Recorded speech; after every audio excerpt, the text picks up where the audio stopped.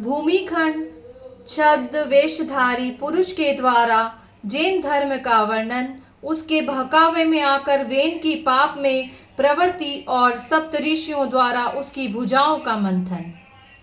ऋषियों ने पूछा, सूत जी, जब इस प्रकार राजा वेन की उत्पत्ति की महात्मा पुरुष से हुई थी, तब उन्होंने धर्ममय आचरण का परित्याग करके पाप में कैसे मन लगाया? सूत जी बोले, वेन की जिस प्रकार पापाचार में प्रवृत्ति हुई वह सब बात मैं बता रहा हूँ। धर्म के ज्ञाता प्रजा पालक राजा वेन जब शासन कर रहे थे, उस समय कोई पुरुष छद्म वेश धारण किए उनके दरबार में आया। उसका नंग धड़ंग रूप, विशाल शरीर और सफेद सिर था। वह बड़ा कांतिमान जान पड़ता था। कांख में मोर पंख बनी हुई मार्जनी ओघा दबाए हुए और एक हाथ में नारियल का जलपात्र कमंडलू धारण किए वह वेद शास्त्रों को दूषित करने वाले शास्त्र का पाठ कर रहा था। जहां महाराज वेन बैठे थे, उसी स्थान पर वह बड़ी उतावली के साथ पहुंचा। उसे आया देख वेन ने पूछा, आप कौन हैं जो ऐसा अद्भुत रूप धारण किए यहाँ आए हैं? मेरे सामने सब बातें सच सच बताइए। वेन का वचन सुनकर उस पुरुष ने उत्तर दिया, तुम इस प्रकार धर्म के पचड़े में पड़कर जो राज्य चला रहे हो वह सब व्यर्थ है। तुम बड़े मूढ़ जान पड़ते हो। मेरा परिचय जानना चाहते हो तो सुनो। मैं देवताओं का परम पूज्य हूँ। मैं ही ज्ञान में, मैं ही सत्य और मैं ही सनातन ब्रह्म हूँ। मोक्ष भी मैं ही हूँ। मैं ब्रह्मा जी के देह से उत्पन्न सत्य प्रतिज्ञ पुरुष हूँ। मुझे जिन स्वरूप जानो, सत्य और धर्म ही मेरा कलेवर है। ज्ञान परायण योगी मेरे ही स्वरूप का ध्यान करते हैं। वेन ने पूछा, आपका धर्म कैसा है? आपका शास्त्र क्या है तथा आप किस आचार पालन करते हैं? ये सब बातें बताइए। जिन बोला, जहाँ अहर्न देवता निग्रंथ गुरु और दया को ही परम धर्म बताया गया है, वही मोक्ष देखा जाता है। यही जैन दर्शन है, इसमें तनिक भी संदेह नहीं है। अब मैं अपने आचार बतला रहा हूँ। मेरे मत में यजन, याजन और वेदाध्ययन नहीं है, संतोपासन भी नहीं है। तपस्या, दान, स्वधा, श्राद्ध और स्वाहा अग्निहोत्र का भी परित्याग किया गया है। हव्य, कव्य आदि की भी आवश्यकता नहीं है। यज्ञ, यज्ञादि क्रियाओं का भी अभाव है। पितरों का तर्पण, अतिथियों का सत्कार तथा बलि, वैश्वदेव आदि कर्मों का भी विधान नहीं किया गया है। केवल अहरण का ध्यान ही उत्तम माना गया है। जैन मार्ग में प्राय ऐसे धर्म का आचरण ही दृष्टिगोचर होता है। प्राणियों का यह शरीर पांचों तत्वों से ही बनता और परिपुष्ट होता है। आत्मा वायु स्वरूप है, अतः श्राद्ध और यज्ञ आदि क्रियाओं की कोई आवश्यकता नहीं है। जैसे पानी में जल जंतुओं का समागम होता है तथा जिस प्रकार बुलबुले पैदा होते हैं और विलीन हो जाते हैं, उसी प्रकार संसार में समस्त प्राणियों का आवागमन होता रहता है।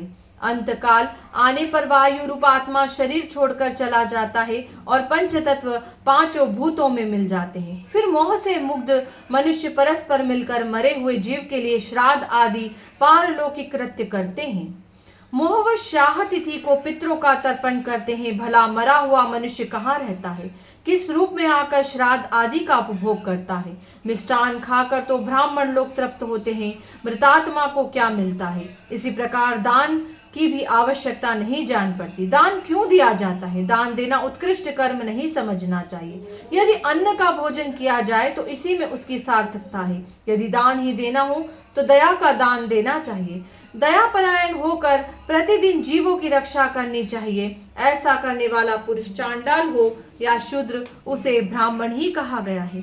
दान का भी कोई फल नहीं है, इसलिए दान नहीं देना चाहिए। जैसा श्राद्ध वैसा दान, दोनों का एक ही उद्देश्य है।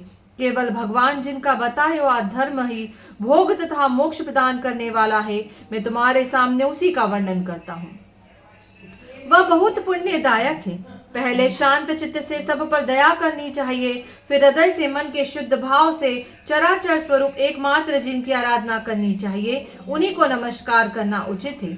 नृपश्रेष्ठ, वेन माता पिता के चरणों में भी कभी मस्तक नहीं झुकाना चाहिए, फिर औरों की तो बात ही क्या है। वेन ने पूछा, ये ब्राह्मण तथा आचार्य गण गंगा आदि नदियों को पुण्य तीर्थ बतलाते हैं। इनका कहना है ये तीर्थ महान पुण्य प्रदान करने वाले हैं। इसमें कहाँ तक सत्य है यह बताने की कृपा कीजिए। जिन बोला, महाराज, आकाश से बादल एक ही समय जो पानी बरसाते हैं वह पृथ्वी और पर्वत सभी स्थानों में गिरता है।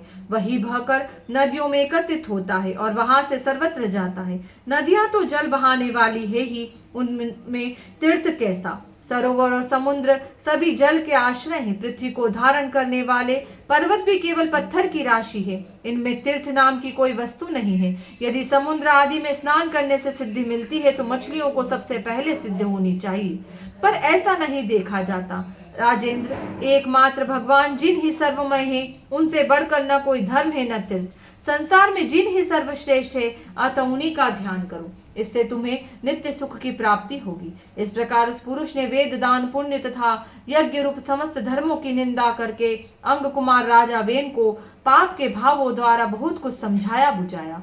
उसके इस प्रकार समझाने पर वेन के हृदय में पाप का भाव उदय हो गया। वेन उसकी बातों से मोहित हो गया। उसने उसके चरणों में प्रणाम करके वैदिक धर्म तथा सत्य धर्म आदि की क्रियाओं को त्याग दिया।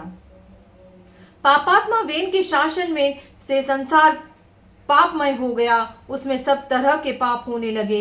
वेन ने वेद, यज्ञ और उत्तम धर्म शास्त्रों का अध्ययन बंद करा दिया। उसके शासन में ब्राह्मण लोग न दान करने पाते थे न स्वाध्याय। इस प्रकार धर्म का सर्वदा लोप हो गया और सब और महान पाप छा गया। वेन अपने पिता अंग के मना करने पर भी उनकी आज्ञा के विपरीत ही आचरण करता था। वह दुरात्मा न पिता के चरणों में प्रणाम करता था न माता के।